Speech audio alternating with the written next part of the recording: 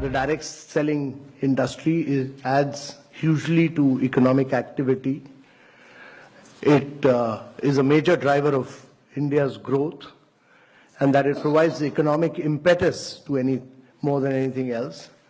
And the key challenge for India is really about growth with jobs. So if you are not able to create jobs, then we'll be in deep problems. And therefore, jobs are very, very critical. And we need to grow at 9 to 10% per annum for 3 decades or more to be able to create jobs for a very young population. We are passing through a window of demographic transition which rarely happens in history. Our population is very young. You know, the biggest social and economic transition that is taking place across the world is the fact that the population in Europe and America is getting older and older.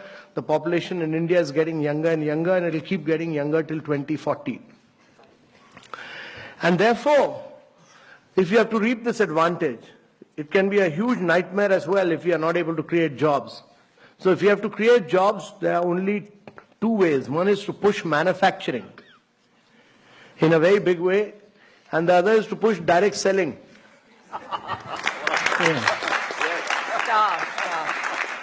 So that many of you create jobs. You should also be able to do, right now many of you don't do manufacturing in India. Amway has started doing manufacturing in India, I know. So my compliments to, they've set up a big plant in South India. I have not seen it, but I've seen photographs of it, so I appreciate what Amway has done.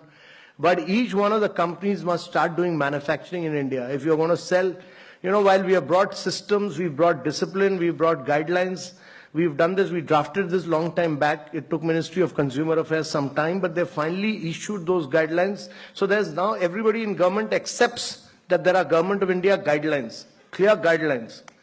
How you people are an integral part of now, that has given respectability.